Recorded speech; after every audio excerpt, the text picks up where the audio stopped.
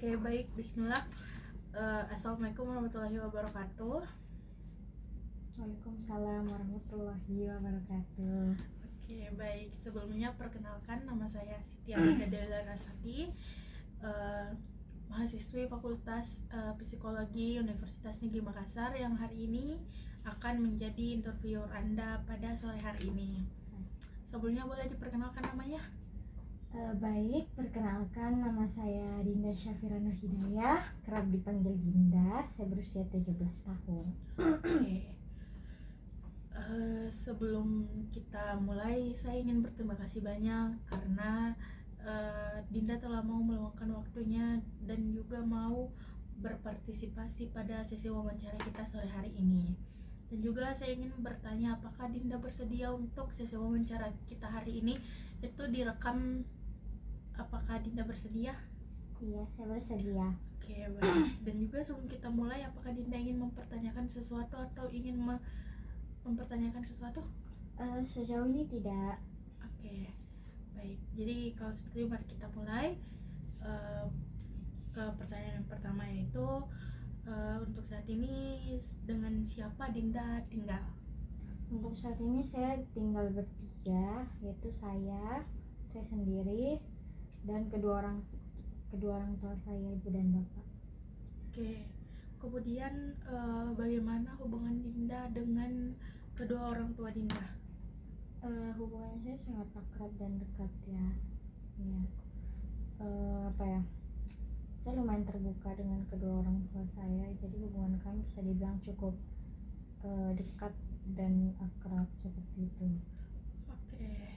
Kemudian seperti apa sih pola pengambilan keputusan di dalam keluarganya Dinda? Kami sih selalu menerapkan sistem musyawarah ya. Jadi kita tuh kadang berkumpul bertiga terus membahas bagaimanakah solusi untuk suatu masalah tersebut seperti itu. Oke.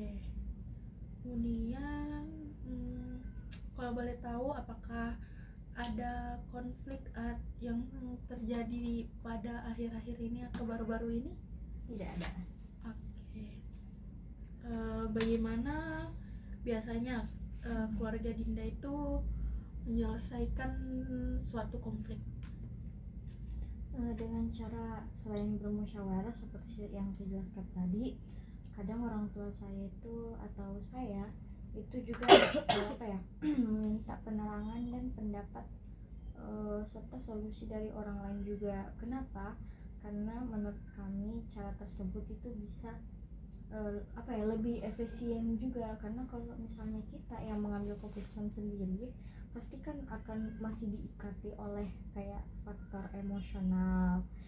Sedangkan kalau misalnya kita meminta pendapat kepada orang luar itu hal itu menjadi lebih kayak logis gitu dan kayak realistis lah istilahnya. Oke. Tapi untuk sekarang kalau boleh tahu, siapakah anggota keluarga yang paling dekat sama Dinda? Ibu. Kemudian kalau boleh tahu juga, siapa yang mengasuh Dinda dari kecil sampai sekarang? Apakah itu penuh dengan ibu yang mengasuh atau ada campur tangan orang lain? Waktu kecil saya sempat dirawat oleh nenek saya, tapi pas saya masuk SD kelas 3 itu baru diambil alih full sama ibu seperti itu. Kalau boleh tahu, kenapa sempat dirawat sama nenek? Karena dulu ibu saya tuh working mom, jadi kayak ibu yang bekerja sibuk gitu, jadi jarang bisa ada di rumah gitu, jadi makanya dirawat sama nenek. Oke. Bagaimana bentuk pengasuhan yang diberikan kepada Dinda? Dari siapa? Boleh dari nenek dulu. Kalau dari nenek itu bedanya sama ibu, kalau dari nenek itu lebih dimanja dan lebih diprotek lebih banyak larangan ini itu sih, karena kan istilahnya tuh nenek tuh takut kayak saya kenapa-napa, apalagi orang tua saya jarang di rumah seperti itu. Sedangkan kalau ibu ya kebalikannya, lebih apa ya, lebih bukan nggak strict tapi lebih kurang strict, tapi tetap strict juga seperti itu. Berarti ada perbedaan pola asuh antara ibu dan nenek. Iya, ada beberapa perbedaan pola asuh seperti itu. Tapi kalau menurut Dinda sekarang kan maksudnya udah lumayan jauh tuh dari kelas 3 SD, sekarang kurang lebih 3 SMA ya. Nah Iya. itu tuh apakah kepribadian Dinda yang sekarang itu lebih ke bagaimana, lebih sangat terpengaruhkah dengan pola asuh yang sebelumnya, atau sudah mulai berubah dengan situasi yang sekarang? Karena melihat apa ya, waktunya itu sudah lama sekali, ya pasti ada beberapa perubahan ya, karena pergantian apa ya, pola asuh yang ada perbedaan dari nenek ke ibu. Maka dari itu ya saya merasa dan saya sadar kalau oh iya, di diri saya memang ada perubahan gitu loh. Itu tergantung dengan pola asuh pihak siapakah yang melakukan pola asuh terhadap saya gitu sebagai anak ya. Oke, kalau boleh tahu kebiasaan apa saja yang Dinda selalu diajarkan ke sejak Dinda kecil? Kebiasaan apa ya, mungkin menyebutkan kata ajaib seperti tolong, maaf, dan permisi, seperti itu yang bisa sangat saya ingat dan sangat melekat hingga saat ini. Oke, bagaimana respon nenek ya ketika Dinda itu melakukan kesalahan? Respon nenek atau ibu? Kalau nenek ya kayak gimana, seperti nenek pada umumnya pasti kayak kaget, kayak oh cucuku gitu, shock ya. Apalagi kan faktor umur, jadi kayak apa ya, biasanya tuh nenek tuh lebih was-was gitu kepada cucunya. Apalagi apa ya, nenek tuh kayak termasuk apa ya, tangan kedua lah dalam mengasuh saya. Tangan pertama kan dari ibu dan bapak gitu. Jadi kalau saya melakukan kesalahan apa ya, lebih apa gitu, lebih nggak dimarahin juga sih gitu. Oke. Iya. Terus Iya. Nah, bagaimana? Oh iya.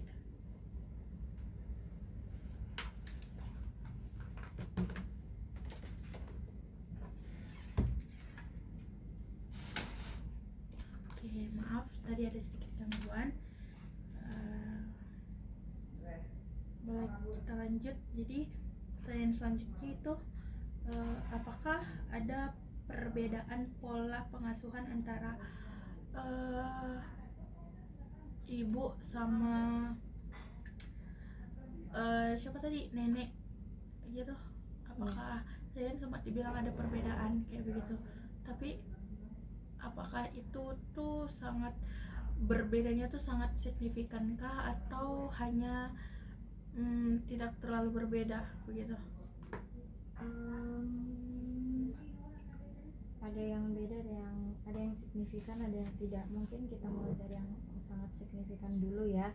Kalau misalnya perbedaan signifikan antara pola asuh kedua pihak, yaitu nenek dan ibu, nenek tuh ya seperti yang saya bilang tadi, dia tuh lebih banyak larangan. Karena kan apa ya, pastinya kalau misalnya orang tua jauh pasti kayak lebih takut ada kenapa-napa gitu kan.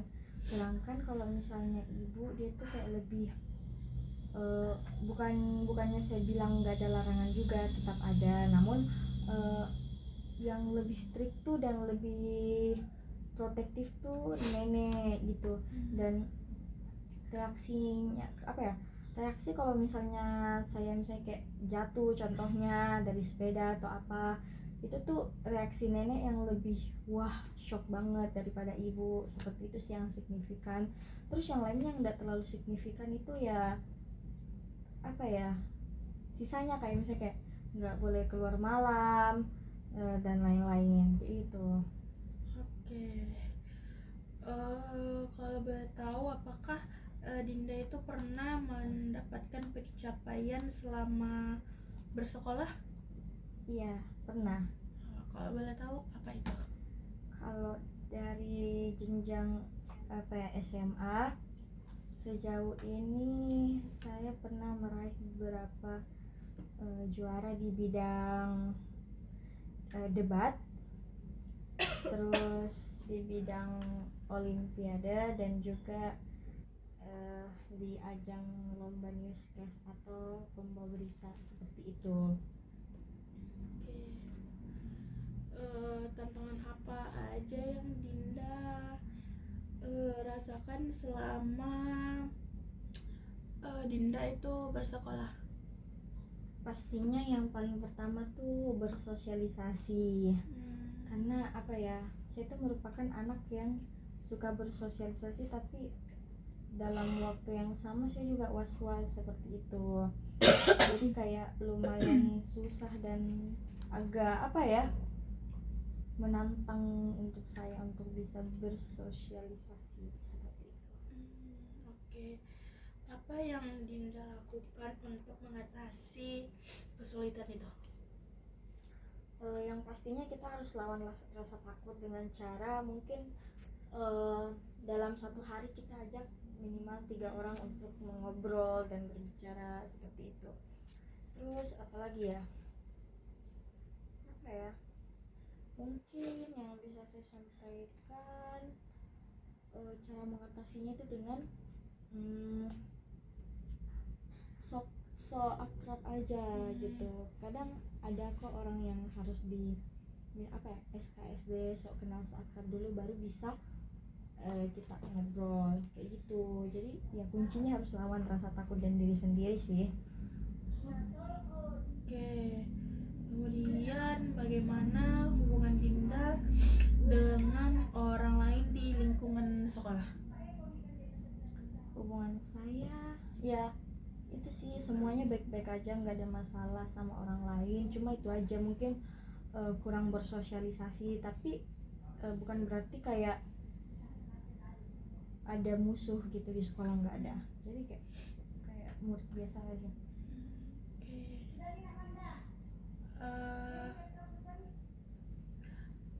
Bagaimana kesibukan atau kegiatan Anda selama di sekolah? Kesibukan saya yang pertama, selama 2 tahun ini bersekolah kelas 10 dan 11, saya sibuk masuk ke tim olimpiade sekolah, sehingga itu membuat saya jarang masuk ke pelajaran-pelajaran tertentu, yang artinya saya lumayan jarang masuk kelas. Dan bukan cuma itu, terdapat beberapa ajang lomba di bidang lain juga seperti debat paling seringnya, yang membuat saya jarang masuk kelas. Namun hal itu tidak menghalangi saya dalam misalnya mengikuti ujian atau mengikuti mengikuti aliran pemberian tugas yang diberikan oleh guru gitu. Jadi tetap diikuti walaupun ada kesibukan lain, tapi tetap masih ikut pembelajaran. Iya. Oke. Bagaimana dukungan keluarganya Dinda terhadap kegiatan Dinda yang di sekolah itu tadi? Pastinya sangat mendukung ya, dan sangat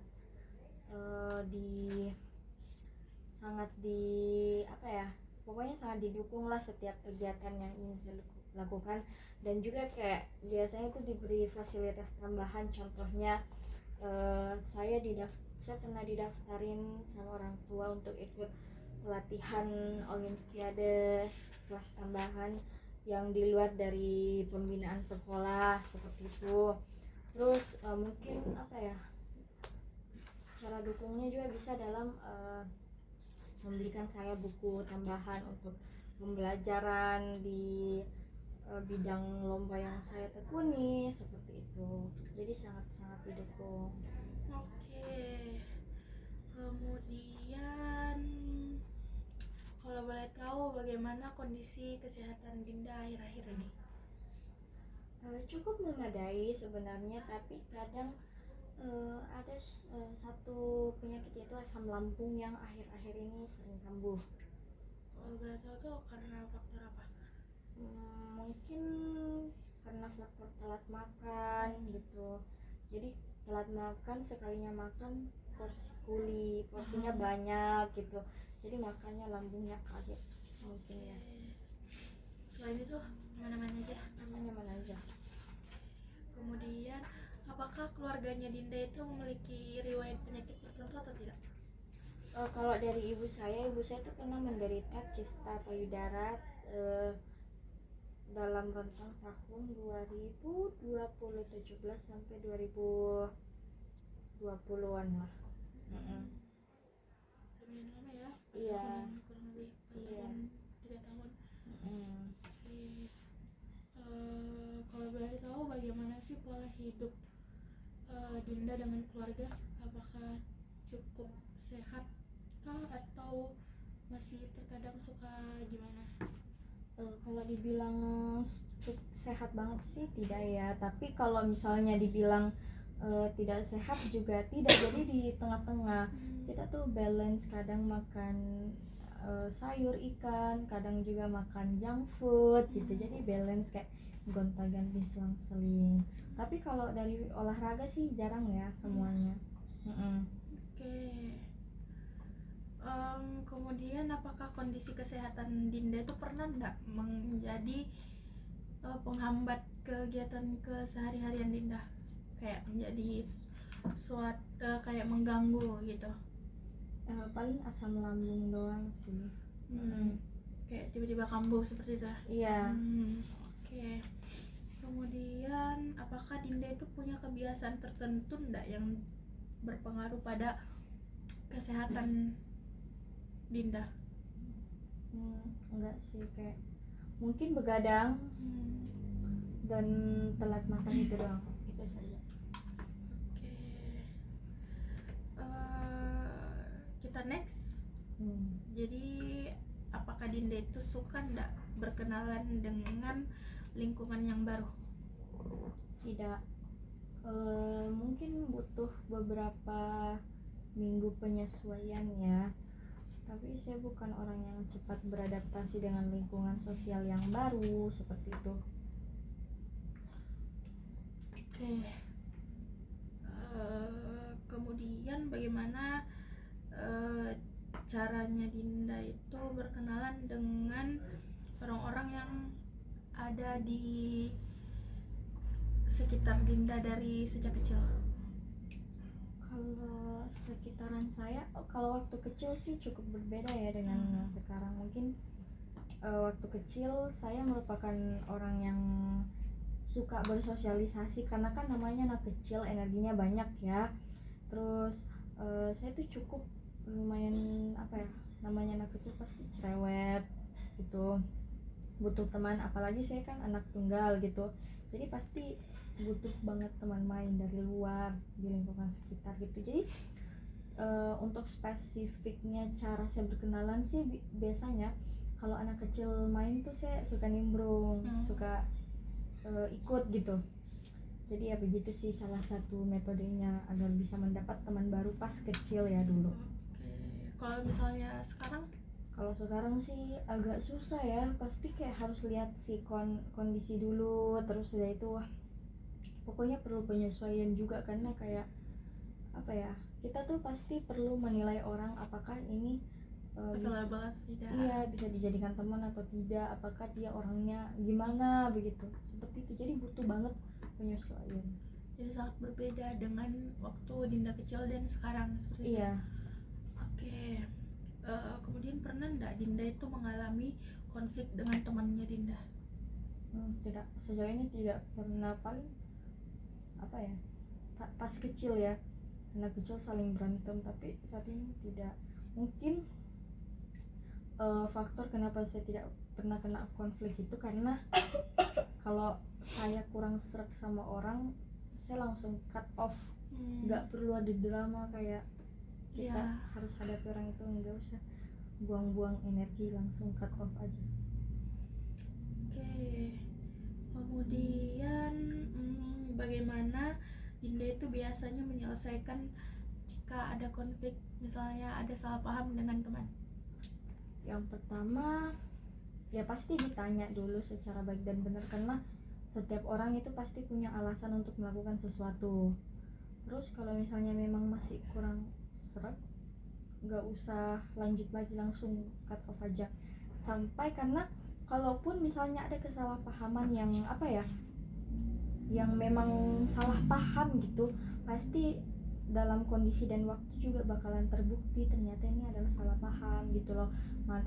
Apakah baik itu dari orang lain atau dari kondisi yang mempertemukan kedua individu itu lagi, seperti itu. Jadi apa ya, mending diam dan cut off aja, nggak usah keluar-keluar gitu. Oke. Bagaimana biasanya Dinda itu menghabiskan waktu bersama teman? Biasanya kami chatan, terus apalagi ya, kalau biasanya sih kita kayak jalan-jalan di sekitaran kompleks aja, atau nongkrong di kafe yang dekat-dekat gitu loh. Ya seperti itu sih, hangout yang gitu kayak anak muda zaman sekarang. Jadi rata-rata teman-teman sekolah Dinda itu rumahnya berdekatan dengan Dinda atau lumayan ada yang jauh? Ada yang jauh, ada yang dekat. Tapi lebih dekat dengan yang rumahnya di sekitaran rumah Dinda? Iya. Oke. Kemudian kalau boleh tahu sekarang ini Dinda ada mengikuti pekerjaan atau tidak di luar sekolah? Tidak. Oke. Kita lanjut. Bagaimana pandangan Dinda terhadap pernikahan? Menurut saya sih, selama kita ketemu orangnya dan selama itu adalah waktu yang tepat, yaitu mungkin di atas 20 tahun ya, hal itu adalah pilihan yang bagus. Karena ya seperti yang kita tahu, nikah kan ibadah terpanjang gitu loh, bukan kayak cuma 1 bulan, 3 bulan, 1 tahun, tapi seumur hidup sampai kita mati gitu loh. Jadi nikah tuh bukan hal yang main-main, tapi selama ketemu orang yang tepat dan yang cocok, ya oke, bagus. Kalau boleh tahu pandangan Dinda terhadap pernikahan orang tua Dinda itu bagaimana? Menurut saya sih sangat-sangat romantis dan bagus ya, karena kan nikahnya juga di umur yang mencukupi, yaitu di usia 26 tahun. Nah jadi kayak itu bukanlah pernikahan yang mungkin terlalu dini kayak yang 17 tahun berapa gitu loh. Karena kayak menurut saya pribadi, saya tuh sangat-sangat kontra dan tidak setuju dengan apa ya, memang itu adalah pilihan pribadi, tapi nggak tahu kenapa ya, saya tuh kurang srek sama orang yang nikah di bawah usia 20 tahun. Oke. Kemudian kalau boleh tahu, apakah Dinda punya harapan atau wish terhadap pernikahan Dinda nantinya? Apakah Dinda sudah terpikirkan sekarang atau belum? Baik, semoga saya dapat suami yang tingginya 180 cm-an, terus udah itu kaya raya, terus dia adalah orang yang baik, soleh, sehat, terus tidak mau kondo, terus apa ya, pokoknya orang baik, rajin sholat, taat sama orang tua, keluarganya suka sama saya. Terus udah itu semoga dia ganteng, terus semoga dia gantengnya sampai tua, tidak pas muda aja. Terus udah itu semoga dia cukup sama satu wanita, tidak berjudi, tidak minum alkohol, tidak minum. Maksudnya kan pernikahan, bukan calon suami. Maksudnya apakah Dinda punya gambaran tidak pernikahannya mau seperti apa? Oke. Saya harap saya memiliki pernikahan yang sehat gitu loh. Semoga saya memiliki pernikahan yang pokoknya sehat, jauh dari masalah, jauh dari gosip, dan jauh dari kontrol kedua orang tua. Jadi bisa mandiri gitu. Oke. Sebelumnya kalau boleh tahu apakah Dinda itu udah ada mempersiapkan diri tidak? Maksudnya kan zaman sekarang kan banyak sekali orang-orang yang sudah mulai merawat dirinya untuk, maksudnya mungkin bukan cuma untuk pernikahannya nanti, tapi untuk dirinya sendiri. Apakah Dinda memang sudah ada melakukan kayak perawatan diri kah atau bagaimana? Kalau perawatan diri untuk diri sendiri iya tiap hari, tapi kalau untuk pernikahan itu belum, Untuk saat ini belum. Oke. nggak kepikiran. Eh, Kalau boleh tahu bagaimana sih proses kelahiran Dinda menurut dari cerita-cerita Dinda yang pernah didengar? Kalau setahu saya tuh lahirnya lebih 1 hari. HPL-nya tuh apa ya? HPL-nya tuh harusnya tanggal segini, tapi saya tuh lahir keesokan harinya. Terus udah itu saya tahunya saya tuh lahirnya sesar gitu. Ya prosedurnya tuh sesar. Terus ya selain itu berjalan dengan normal ya. Oke. Eh, Kemudian bagaimana perkembangannya Dinda ketika ada di dalam kandungan? Apakah ibu pernah cerita? Tidak. Oh, jadi kurang lebih Dinda masih awam, ya masih awam, masih kurang tahu nih bagaimana perkembangan Dinda pas lagi di kandungan. Iya, masih kurang tahu. Kemudian apakah ibu juga pernah cerita enggak ke Dinda, ada enggak kendala yang dialami ketika kehamilan? Kalau saya sih nggak pernah dengar ceritanya tentang apa ya, kendala pas ibu saya menghamilkan saya gitu loh. Jadi itu sih, oh kendalanya ini termasuk yang HPL-nya lebih 1 hari itu doang. Apakah terdapat oh ya itu tadi ya. Kemudian pas lahiran Dinda, siapakah yang mengurus ibu waktu ketika setelah melahirkan? Apakah Dinda tahu, pernah diceritakan atau? Iya, kurang lebih itu diurus oleh nenek saya dari ibu dan nenek saya dari bapak serta bapak itu sendiri ya. Jadi oh ya, dan juga ada beberapa bantuan dari saudara-saudara terdekat ibu. Jadi kurang lebih yang membantu ibu itu adalah keluarga-keluarga terdekat. Oke. Kemudian kalau boleh tahu bagaimana perubahan fisik Dinda dari kecil sampai sekarang? Apakah ada perubahan yang sangat signifikan? Maksudnya kayak kecuali kayak tinggi kayak begitu, apakah ada? Mungkin pas kecil ini ya, apalagi pas MPASI dan minum susu itu saya lumayan gemuk banget. Terus tapi pas kelas masuk SD kelas 1 gitu sampai kelas 4 itu kurus banget, karena saya dulu adalah tipe orang yang tidak suka makan nasi. Namun naik ke kelas 5 dibantu kayak secara nggak langsung tuh kayak terapi gitu biar saya suka nasi.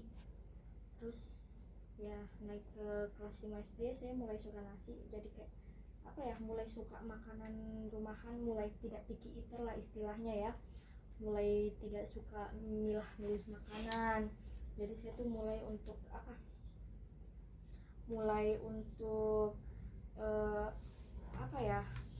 mengalami kenaikan berat badan lah istilahnya. Jadi kayak ya itu menurut saya adalah perubahan yang lumayan, bukan lumayan malah tapi sangat signifikan, karena dari gemuk kurus gemuk lagi. Terus pas zaman COVID saya tuh saya sadar kalau kayaknya udah mulai obesitas, jadi mulai untuk nahan tidak makan makanan yang tidak sehat.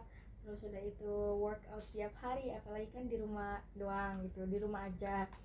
Jadi itu sudah mulai terkontrol lagi bodinya. Tapi itu pas SMP masuk kelas 1 sampai kelas 3. Pas masuk SMA pas SMA saya coba masuk di tim olimpiade dan juga mengikuti perlombaan olimpiade penelitian yang membuat saya saya tuh tipikal orang yang tidak bisa belajar kalau tidak kenyang. Dan kalau misalnya apalagi OSN kan harus belajar kayak saya biasa minimal 12 jam lah per hari.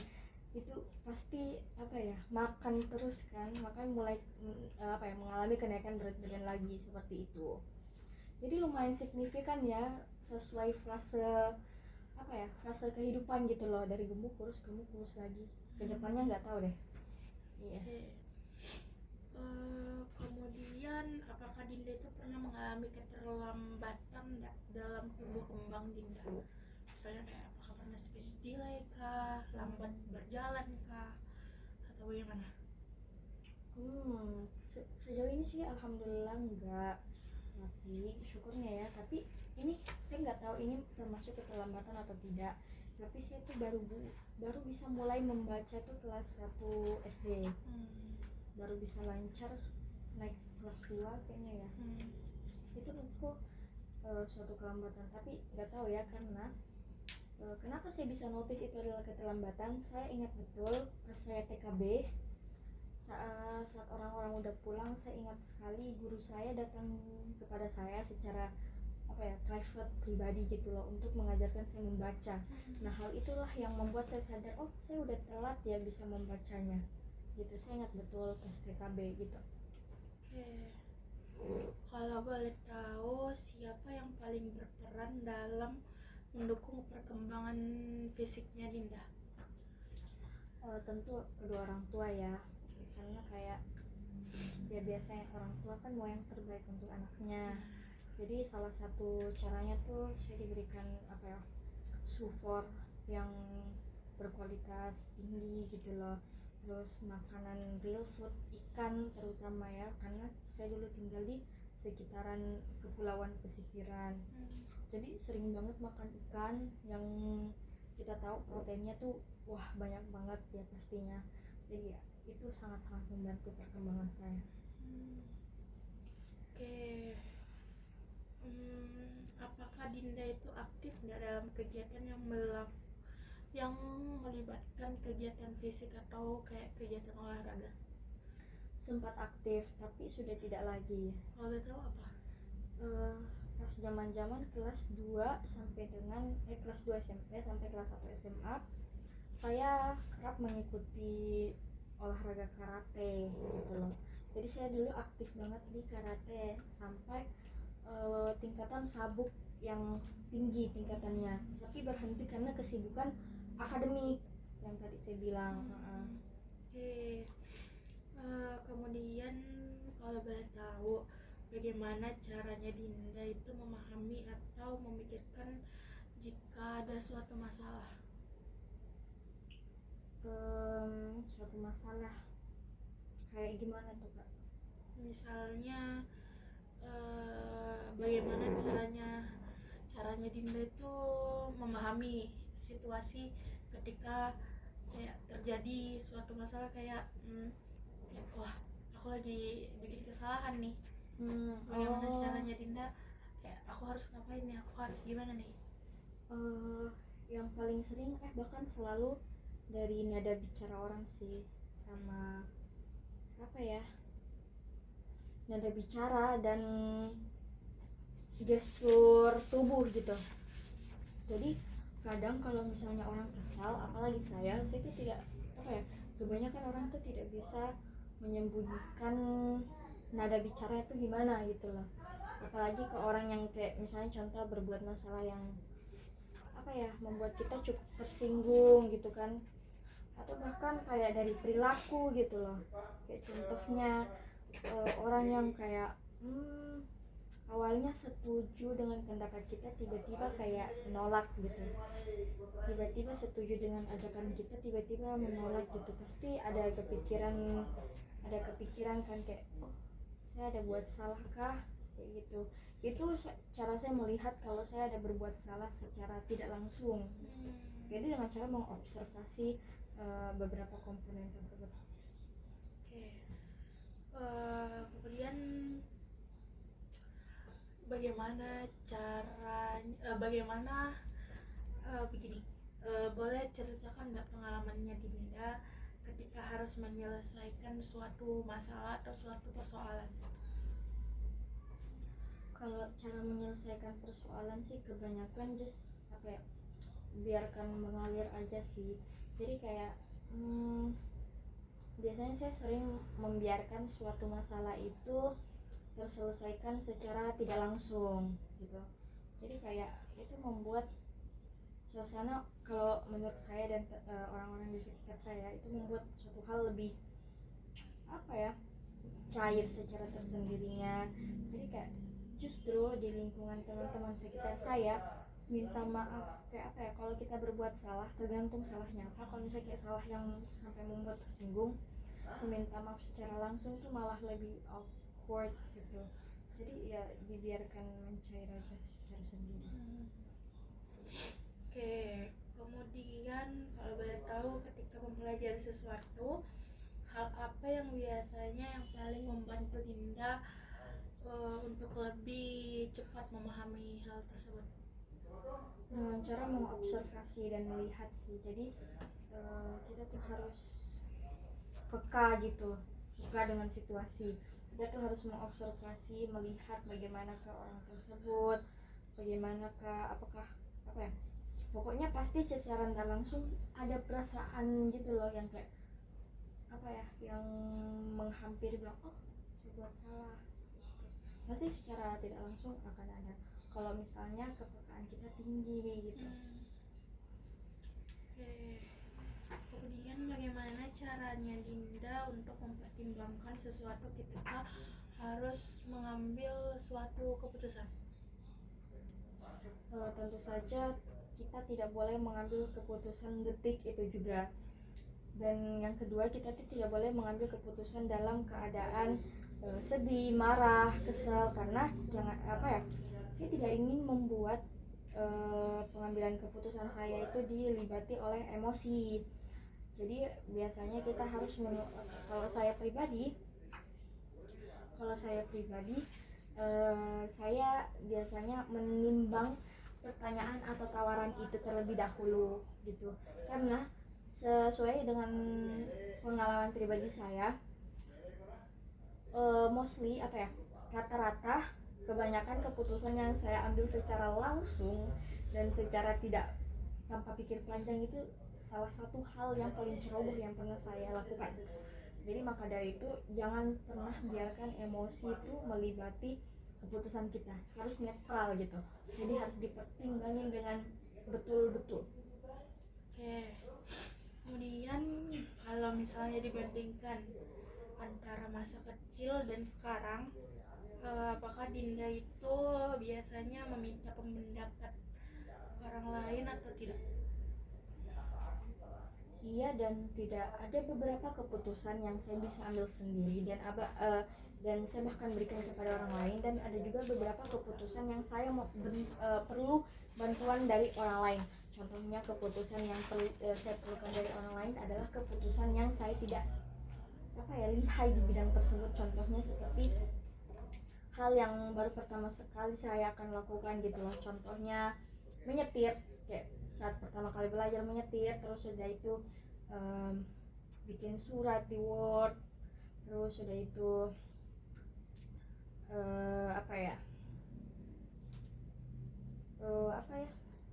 pokoknya hal-hal yang orang lain tuh saya tahu lebih expert gitu, saya kan lebih bertanya kepada ahlinya. Sedangkan keputusan yang saya bisa ambil sendiri adalah keputusan yang adalah keputusan tentang hal yang saya sudah lakukan mungkin sebanyak 5 kali gitu. Jadi kayak saya bukan merasa sebagai ahlinya, tapi saya memiliki pengalaman di hal tersebut. Seperti itu. Jadi ada iya ada tidak. Kemudian apa yang biasanya Dinda lakukan untuk mengekspresikan perasaan Dinda? Salah satunya sih saya salah satu cara untuk mengekspresikan Perasaan. Oh ya ada beberapa hal sih, terutama kan anak muda zaman sekarang pasti didominasi oleh kehidupan digitalisasi.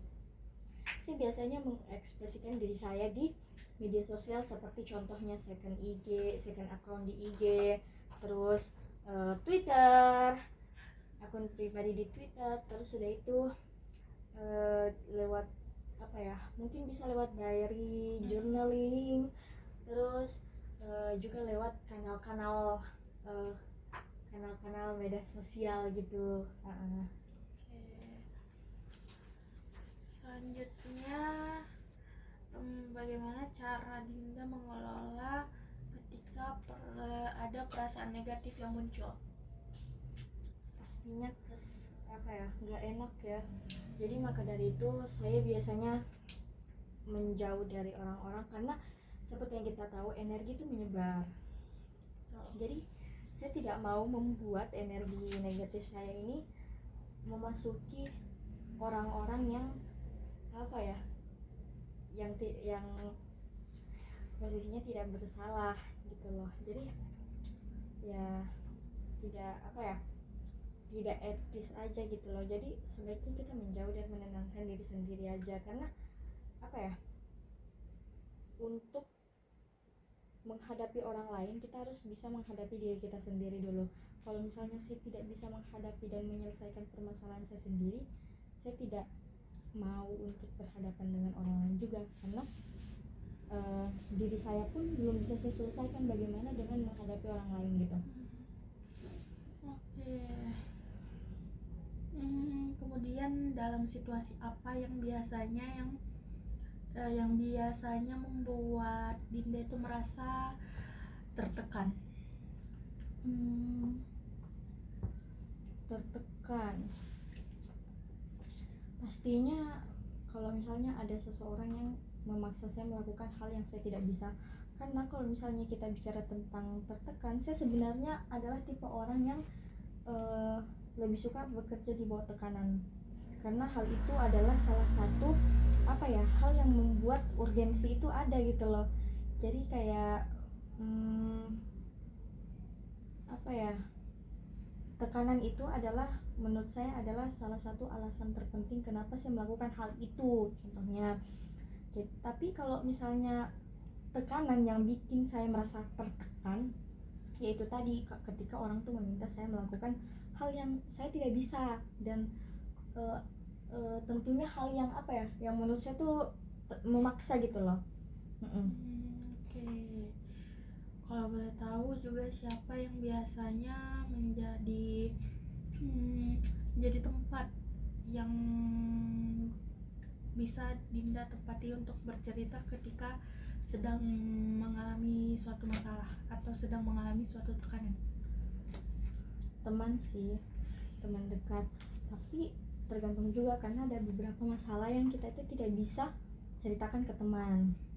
Maka dari itu saya lebih apa ya, bukan lebih sering tapi sering juga saya tuh mengungkapkan masalah saya tuh di akun sambat Twitter. Jadi itu adalah akun kanal pribadi Twitter yang digembok dan tidak ada orang yang bisa tahu gitu. Jadi saya biasa ngepost gitu di situ, kayak anjing kau kayak gitu. Oke. Kemudian bagaimana caranya Dinda membangun suatu hubungan dengan orang-orang yang ada di sekitar Dinda? Kalau berarti kayak buat bonding ya. Kalau misalnya buat bonding tentu harus memiliki kesamaan dulu. Karena ya saya tidak bisa apa ya, saya itu tidak bisa bersosialisasi dan berlama-lama sama orang yang mungkin kayak 180 derajat berbeda dari saya. Maka dari itu tentu harus ada kesamaan dulu yang bisa saya temukan antara saya dan orang tersebut. Dan maka dari itu tentu perlu waktu yang lama ya. Misalnya contoh kayak satu ekskul, mungkin bisa kayak bonding dengan cara berkelompok, mutualan IG dan lain-lain. Begitulah cara saya. Oke. Tadi juga kan sempat disinggung perbedaan cara perkenalannya Dinda pas semasa kecil sama sekarang itu berbeda. Kalau boleh tahu bagaimana perbedaan interaksi Dinda semasa kecil dan semasa sekarang? Kalau waktu kecil jujur frekuensi ngobrolnya tuh lebih banyak daripada sekarang gitu. Karena ya seperti kita tahu kalau sekarang semakin kita besar, kita tuh harus semakin jaga image. Kalau anak kecil kan kayak kalau kita membuat hal yang ceroboh, kalau misalnya kita membuat kesalahan, pasti orang-orang cuma bilang kayak oh namanya juga anak kecil. Tapi semakin kita dewasa, hal itu sudah semakin apa ya, tidak bisa ditoleransi oleh orang-orang sekitar. Maka dari itu ya mungkin dari ini sih, bicaranya tuh pasti saat kecil lebih banyak gitu. Oke, kemudian bagaimana cara Dinda menggambarkan hubungan sosial Dinda saat ini dibandingkan dengan masa lalu atau masa kecil? Kalau mau gambarkan ya, kalau sekarang tuh mungkin bisa dibilang seperti drama Duty After School ya. Boleh diceritakan bagaimana itu? Jadi kayak kalau umpamanya tuh kita tuh berperang dalam sekolah, tapi apa ya, saya tuh mengambil konsep dari perang gitu loh di Duty After School, bukan perang melawan monster seperti di dramanya, tapi di semakin kita besar tuh semakin banyak peperangan yang terjadi, baik itu dari peperangan nilai akademik, perang nilai apa ya, perang nilai tugas, perang konflik, perang dingin antara individu seperti itu. Sedangkan waktu kecil apa ya, mungkin seperti film kartun ya, karena kayak lebih playful, lebih banyak bicaranya, terus lebih cerah gitu loh kalau film kartun gitu kan. Jadi mungkin seperti itulah perbedaan antara sosialisasi saya sekarang dan dulu gitu. Oke, kemudian kalau boleh tahu, apakah Dinda pernah mengalami suatu konflik di dalam suatu lingkungan sosial? Kalau konflik yang berat sejauh ini tidak. Paling konflik apa ya, karena seperti yang saya bilang tadi, kalau saya terlibat konflik dengan orang lain, pasti saya cut off langsung aja. Jadi apa ya, menurut saya bikin drama itu adalah hal yang sangat-sangat buang energi dan saya tidak suka. Jadi mending saya langsung cut off dan gunakan energinya untuk keperluan yang lebih penting yang lain gitu. Oke. Kemudian bagaimana pendapat Dinda terkait isu-isu sosial yang sedang terjadi pada akhir-akhir ini? Isu sosial, mungkin saya akan mengambil isu sosial terkait apa yang ada di Indonesia atau gimana? Iya, boleh. Kalau di Indonesia mungkin ini ya, demo mahasiswa terkait pemberhentian MBG. Yang saya lihat, yang apa ya, topik demo yang diketahui oleh orang-orang itu sebenarnya sangat berbeda dengan apa yang terjadi di lapangan. Orang-orang tuh, apalagi yang FOMO ikut demo ke sana itu, pasti mereka tuh bilang kita ini memberhentikan MBG. Padahal mereka tuh cuma mau sistem yang lebih baik daripada MBG itu sendiri. Karena kenapa? Mungkin ini ya, apalagi para mahasiswa yang dominasinya ke sana. Mahasiswa itu apa ya, mereka tuh merasa bahwa program tersebut yang anggarannya bermiliar-miliar, bertriliun-triliun itu lebih baik untuk digunakan di ranah pendidikan. Nah, sedangkan di sisi lain ini tuh menimbulkan sisi kontra, karena di demo tersebut di lapangan juga ada beberapa anak kecil yang dia tuh adalah pihak dan target utama yang merasakan terbantu oleh MBG itu sendiri. Jadi menurut saya apa ya, untuk memberhentikan MBG apalagi oleh mahasiswa FOMO yang datang ke sana dan dia tuh langsung bilang kita ingin memberhentikan MBG, padahal tidak seperti itu. Mereka cuma FOMO, adalah kayak hal yang sangat-sangat kurang bijak. Apalagi apa ya, mereka tuh adalah, kalau dibandingkan dengan anak kecil yang datang itu, yang terbantu oleh MBG, mereka tuh harusnya memiliki pola pikiran yang lebih dewasa dan lebih terdevelop gitu daripada anak-anak tersebut yang masih berkembang otaknya. Nah, maka dalam itu saya kurang setuju dengan topik highlight hentikan MBG. Karena kita lihat juga bantuan pendidikan juga udah banyak seperti KIP, terus beasiswa Indonesia Maju, beasiswa Garuda dan lain-lain. Jadi kayak menurut saya sih kurang setuju dengan title hentikan MBG. Oke. Mungkin itu saja pertanyaan dari saya. Baik. Sebelum saya mengakhiri, apakah ada yang ingin Dinda sampaikan sebelumnya? Tidak ada, sudah jelas semuanya ya. Dan juga saya ingin berterima kasih sebanyak-banyaknya karena telah mau meluangkan waktunya untuk mengikuti wawancara kita hari ini, dan saya juga berjanji untuk informasi yang saya dapatkan pada hari ini itu akan saya pergunakan sebagaimana yang saya jelaskan sebelumnya, hanya untuk keperluan tugas saja.